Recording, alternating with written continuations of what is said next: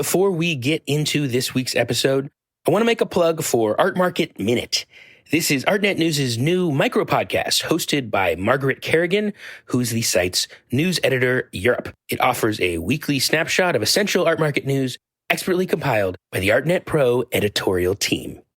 I did see a lot of young people in baggy t-shirts and sneakers and young girls in Chanel handbags. And they look like people in their 20s roaming around the fair and Christie's auction preview. Hi, I'm Andrew Goldstein, and this is The Art Angle, a podcast from Artnet News where the art world meets the real world, bringing each week's biggest story down to earth. It's a cliche to say that going to Greater China is a bit like visiting the future, where technology is threaded into every aspect of daily life in ways that are both wondrous and scarily dystopian. But it's totally true. And it certainly was the case for collectors and dealers who went to Art Basel's revitalized art fair in Hong Kong last week. A little more than a year after the pandemic forced the cancellation of the 2020 edition, the fair was back in a cutting-edge new format that might sound like something out of science fiction. Here are 3 little words to give you the idea: hologram art dealers. So what was it like inside the fair? And did all of the high-tech bells and whistles actually help anybody sell or buy art? To find out, Artnet News executive editor Julia Halperin spoke to our redoubtable Hong Kong correspondent Vivienne Chow. Thank you for coming on The Art Angle, Vivienne. Well, thank you for having me, Julia. So tell me, where are you speaking to us from right now? I'm in Hong Kong right now, the day after Art Basel wrapped up. And how are you feeling after this whirlwind week? It's been crazy, and I think there was a mix of excitement because we did not have Art Week like this last year because of the pandemic. I think people have been very excited and good spirit, and they're excited to see everyone at the fair. It's been an exhausting but joyful week, I would say. Yeah, and Hong Kong really was the epicenter of the global art market last week. First, you had Art Basel Hong Kong, which was the first Art Basel fair since the pandemic started. So just to set the scene, how many times have you been to Art Basel Hong Kong before? Since the very beginning. That was 2013. And previously Art HK, before MCH acquired the fair. So Art HK was launched in 2008, and then it became Art Basel in 2013. So I've been experiencing the changes, the evolution of art fairs in Hong Kong for quite some time. And I imagine that this one was not anything like the ones that you've experienced before. So to paint the picture, can you tell us, when you entered the fair, did you see anything that made you think, okay, this one's going to be different? I think the setup is quite different, even though it's still the same location at the convention center. Usually, they let you through the corridor outside the exhibition hall. So you need a ticket or a pass to get into the exhibition hall to actually see the fair. But usually they have other booths, such as, the nonprofit booths and books and stuff that are located in the corridor. Usually they let general public to just walk through that part of the convention center. But then this year, even that part has been blocked. I feel that the crowd control has been pretty tight this year. Well, obviously, due to the pandemic, we still have cases here and there, even though it's very well contained here in Hong Kong. Obviously, organizers take very stringent measures just in case, and that is totally understandable. And that keeps everyone feel comfortable and safe because it's still an event where you see a lot of people congregating. So that's the first thing that I felt. And it's very much scaled down compared to the usual Art Basel. It only occupied 1 floor. Usually it occupies 2 floors. There would be over 200 galleries showing. But then this time it only showed half of the number of galleries. But it's still nicely put together at a manageable size. I remember when I went for the first time in 2019 to Art Basel Hong Kong, and the thing that struck me most was just the sheer size of it. It takes up over 2 floors over this massive convention center. And it's the size of a big mall you went to as a kid, probably. And this year was different also because so many dealers couldn't come due to travel restrictions. I wonder if you could tell us a little bit about what those entailed and if you spoke to anyone who actually suffered through them to make it to the art fair in person. They keep changing the travel restrictions these days. And I think now they divide according to where you come from, areas of low risks, then you have a shorter quarantine period. And then people coming from places that are not on the low risk list, then you have to go through an up to a 21-day quarantine. And that's like a hardcore quarantine, like in a hotel where you can't leave, right? Yep, correct. Do you know, or did you talk to any other dealers or collectors who did? Not collectors. There's a gallery from Taiwan, and they went through a 14-day hardcore quarantine in order to join the fair in person. I can't imagine doing that also, because I feel like being a dealer at an art fair requires you to be at your best in terms of social skills. And after 14 days in a hotel in isolation, I can't imagine that your skills are at their peak. I haven't gone through the quarantine experience, so I wouldn't know what it entails or how it's going to be like. But I would imagine that kind of total isolation would put you in a completely different space. But then suddenly you have to go back to the art fair, and then you're being thrown into a completely opposite situation. And I think it would take some time to adjust. But it seemed that the people that I encountered from that Taiwan gallery, they seem to be quite okay. In terms of interacting with people. They are stronger than I, for sure. So this was a big test, both for Art Basel, because it was its first fair after the start of the pandemic, and for the Hong Kong market. What were the stakes here? Why were the stakes so high? There could be a number of factors. First is after 2020, when it was a year that had no physical art fair, except Hong Kong Spotlight and Fine Art Asia. And then it seems that people have accustomed to a new way of looking at art and learning about art and buying art, all done virtually. And then I think that poses a big question of the value of art fairs. I think not just for Art Basel, but then for art fairs in general. Do we still need art fair? Do we still need to travel to, the other side of the globe just to see a few artworks? Is it still viable? I think 2020 poses a huge challenge to the business model. And I think the way people get to know about art and get to see art. So whether this edition of Art Basel in Hong Kong will succeed, it has to tell people that, okay, there's still value for art fairs and people still love to go to a fair, and it should continue one way or the other or in a hybrid format. This is a question that it tries to answer on one hand. And of course, having a fair in Hong Kong, I think that is also a critical moment. I mean, after everything that Hong Kong has been through since 2019, the protests and then the implementation of the national security law. So Hong Kong has entered a different era. And how is that going to affect people's confidence in the city's market? Are people still trading? Are people still investing? Are people still, buying art? I think these are also the burning questions that people are looking into and they want the answers. So not just Art Basel, but the entire Art Week, Art Central also happening in the same building. And then also Christie's Spring Sale, which has just concluded the evening sale. So I think these are the things that people are looking into, and these are the indicators for the future of Hong Kong's market and whether Hong Kong is still or will still be a viable art market for not just the city, but also for the world. That's super interesting. I want to get to both of these, but I'm going to start with the first point you made about the kind of hybrid model and this question of what do fairs look like in a post-pandemic era when we think about travel differently. One of the biggest gambits that Art Basel took was to launch what they call satellite booths, and what I prefer to call ghost booths because I think it explains it better, which are booths rented out by dealers who weren't able to be at the fair in person. So to start, can you tell us, what did these actually look like on the ground?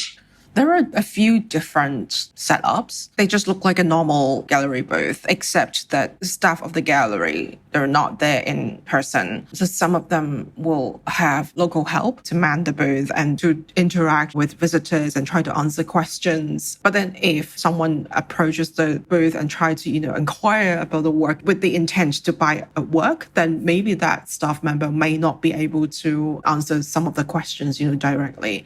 So what's interesting is that some of the galleries, they have an iPad standing on the booth table. And then sometimes you walk past and then you see the faces of the gallerist on the iPad. And that person might just be at home in New York watching people walk by. Yes. I find that terrifying. It is, and it just felt really surreal. A friend told me that he walked past one of the booths and then he heard his name being called out, but then he didn't know that there was an iPad standing at the booth, and then he turned his head around and couldn't see anyone, and he thought he saw a ghost or something. Ghost booth, I'm telling you. And well, the spirit of the gallerist. Some of the galleries, they have like heavyweight, experienced curators who somehow they're familiar with the gallery or they're friends with the gallerist. If you have that kind of heavyweight help, that certainly boosts the presence and exposure of the gallery, at the booth. And then there's Beijing Gallery, Beijing Camus, and they have an artist to man the booth for a couple of days. And so that also gives a different flavor to the booth, because even though the artist did not have any work showing at the booth, but then if you go there to visit the booth, you get to talk to an artist. I think it was an interesting experience. One other type of ghost booth that you saw and wrote about was this version where dealers actually attended via hologram. And I have to tell you that to me, even more than the iPad, this sounds like an extremely dystopian vision. So did you see it for yourself, and how did it work? It was spooky, I have to say. It reminds me of some of those dystopian sci-fi. It just felt like something straight from Blade Runner or Akira or Ghost in the Shell. It did not happen at the booth. It took place in a room outside the main fair in a separate area, in kind of like a private location. You wouldn't know it existed if you were not being brought to that spot. They have a few sessions every day during the fair, and each time only 8 people were brought to experience that hologram session. I went to one of those. It was quite an experience. It just felt like living in a cyberpunk drama. You have like these 8 people sitting inside a dark room, and then there's a screen, in front of us. It just felt really strange. And then we were just talking among ourselves, and then suddenly Emmy just emerged on the screen. It felt like a mix of cyberpunk technology / Harry Potter magic. And she emerged a life-size figure, and the projection was really crisp, and there was very short delays. So we were communicating and talking among ourselves as if we were in the same room. So she was explaining the works hung on the wall, and we had an interesting, chit chat, and it felt weird and surreal. But I also think it was an amazing first step. I'm sure in future, these gallerists will be beamed into like different booths if they couldn't come to the fair in person. But as a trial, I thought that this was a very interesting experiment. You've laid out these different strategies that dealers had to attend remotely. And do you think that any of these could be adapted more widely long term?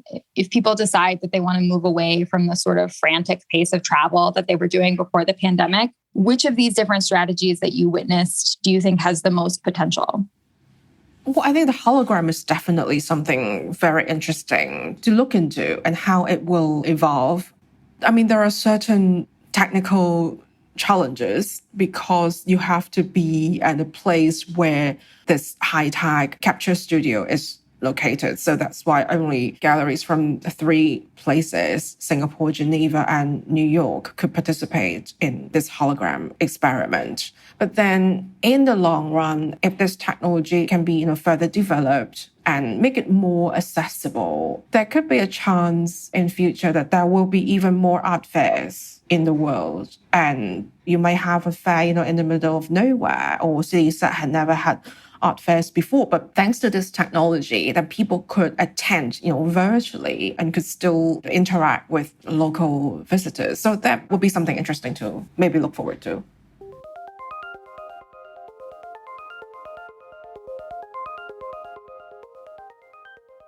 So I want to shift to the second point you made when you were laying out the stakes, and that's about the health and longevity of the Hong Kong market in light of all the changes that have happened there over the past year. So first, in terms of the health question, were things selling at the fair, at Art Basel and at Art Central? Was product moving? Oh, the sales have been really great from what I heard. So some gallerists have told me that they have sold out the entire booth, and some have sold out, half the booth. To some galleries, sales have been moving pretty well, and that's the same for Art Central and Art Basel. It also depends on the price point. Then, of course, for some sales, the multi-million-dollar sale, I think it would take much greater effort. It will be more complicated for those works to find buyers. But then for the lower price point, particularly works by Hong Kong artists, a lot of them have been sold. That's what gallerists told me. And they have found a lot of new buyers, people who either have never bought art before or have never bought with the same gallerist. I think regardless of nationality, people who live in Hong Kong, they have been quite active in terms of buying art on the spot. So a lot of galleries and artists, they found it very encouraging. And who was the audience that was doing the buying? Was that mostly just by virtue of travel restrictions, local Hong Kong residents? Mostly, yes. I haven't heard, anyone telling me that, someone came in from abroad just to attend a fair. But since they have all these online setup with the OVR and they have the Art Basel live broadcast, for people who cannot travel to Hong Kong, they still have access to the fair. So most of the people who went to the fair, I believe they're all Hong Kong residents. That gives a very interesting vibe and dynamic to the entire art week. It feels very much a Hong Kong event. And it's interesting what you said about the fact that dealers were reporting sales from new clients. I mean, that's sort of the holy grail for an art dealer, is to meet someone new and rich who might become a client over the long term. And you've written also an amazing article for us about the ascendant class of young, internationally educated, very wealthy Asian collectors. Were these people on the ground at the fair, and were they some of the people who were driving this frenzy for lower priced work? This is quite interesting. I heard a lot of celebrity sighting, and I'm not 100% sure whether these people would be exactly the group of new young collectors that I described in the article, but I did see a lot of young people in baggy t-shirts and sneakers and young girls in Chanel handbags, and they look like people in their 20s roaming around the fair and Christie's auction preview. I did see a significant number of them. Who were the celebrities? Someone sent to me a picture of Tony Leung, the actor of Wong Kar-wai's In the Mood for Love. There was also the pop singer Joey Young. These people, even though they all had face masks on, people can still recognize them, and then they'll be mobbed by fairgoers to take a selfie. So that's quite interesting. And you've written about how this new class of young Asian collectors can basically be broken down into two categories. So what are those categories? So the first groups are the offsprings of seasoned collectors, families that already have a long tradition of art collecting. So previously they may be collecting, Chinese antiquities, fine art, ink paintings, and modern masters. And then their offsprings have international experience, educated in the West, and then they return to Asia, and then they would be exploring, different new names, new ideas of contemporary art that their parents may not be aware of. That's group one. And then the other group would be the young entrepreneurs who have made a lot of wealth in a very short time, especially amid the crypto craze in recent years. You mentioned that for some of them, it's younger names that are different from maybe what their parents were interested in. Tell me a little bit more about what kind of art they're drawn to. Judging from the recent past few sales, paintings that are more figurative, they seem to be more popular. Also works that are more colorful, humorous, and sometimes, works that don't necessarily have a lot of complicated meanings. Like everyone knows, Nara has been doing very well and it's still doing very well. I mean, it's not something that is, overtly complicated. And there are also a number of young emerging, Western artists who have been doing very well in the past sale. I think particularly since 2019. But then I think this trend really kind of topped in 2020. And I'm sure this will continue. I'm just looking at the evening sale result just now. And there's a good mix of the modern masters. They already have a substantial following, but then at the same time, there's also younger names like Genevieve Figures, and that painting Evening Portrait just sold for 1.6 million Hong Kong dollars, like more than that. And then Louis Hollowell, I think that is the Asia auction debut, and that has been sold for nearly 4.4 million Hong Kong dollars. How much is that in US dollars? more than 562,000. And it's the first time featured in an evening sale in Asia. And for a debut, I mean, $500,000 is quite a bit of money. In Hong Kong dollars, that's a huge sum. Do you feel like these new buyers, do they have the potential to change the art market? And if they do, how will they change it? Is it in terms of the way they buy or what they buy? This is a stronger emergent population of collectors than I think we've seen for quite some time. I think the market really tried to capitalize on, for example, the Silicon Valley startup millionaires and billionaires, but that hasn't really hit a critical mass. And so it feels like this is sort of the next big collecting population that the art market has a chance to convert. But I'm curious how they will change the art market in turn. The change has already happened because of what they buy and then setting new prices for many artists. And I think it helped drawing people's attention to artists that maybe previously under the radar or people didn't really pay attention to. For example, a couple of Hong Kong artists who have made auction records.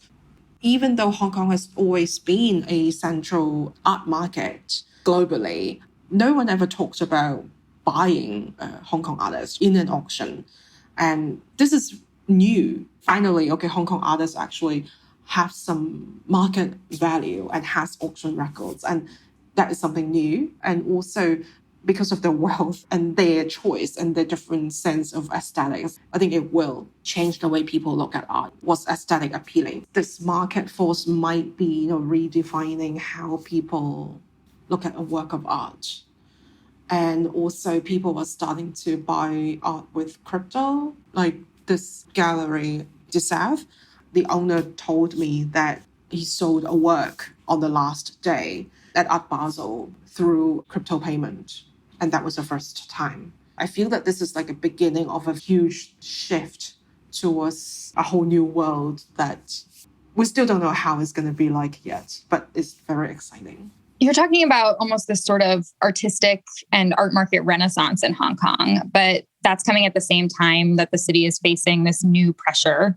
You've reported that Beijing last summer passed a new national security law that forbids any kind of state subversion, which is a term that can be broadly applied to essentially outlaw anything that's critical of the Chinese government.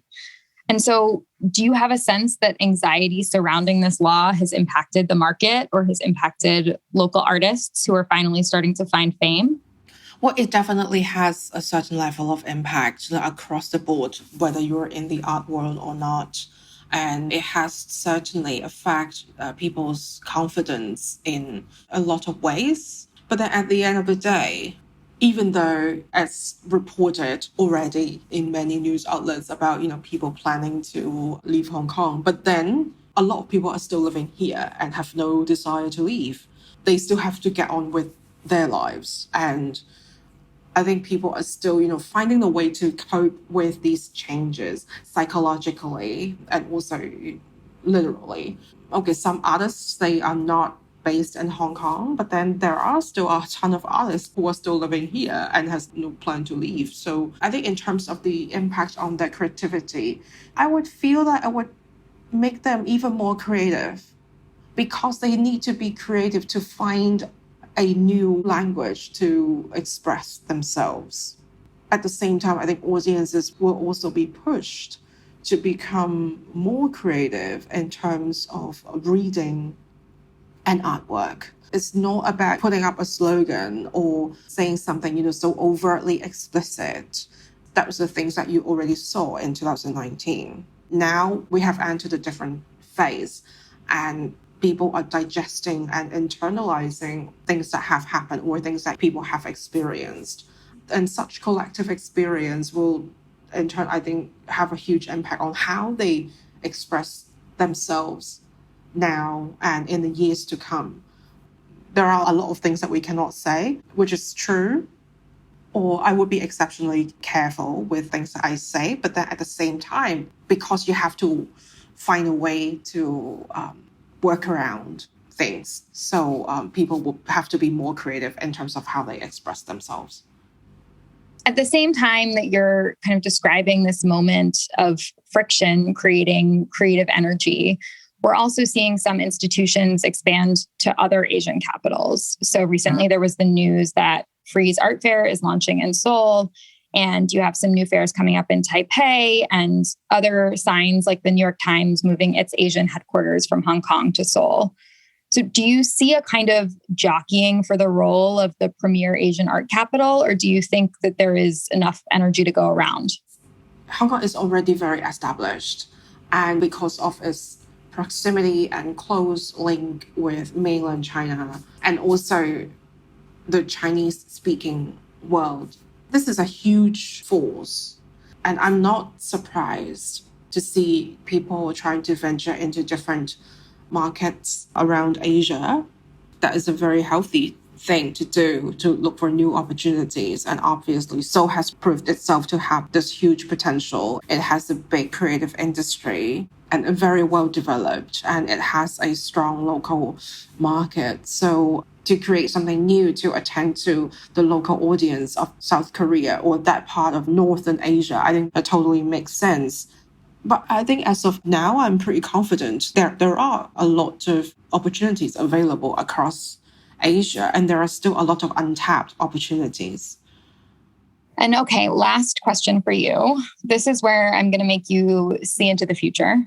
So last year, China overtook the US as the largest art market in the world. And so if you have to put on your prediction hat, what do you think this year has in store for China's art market in general and Hong Kong in particular?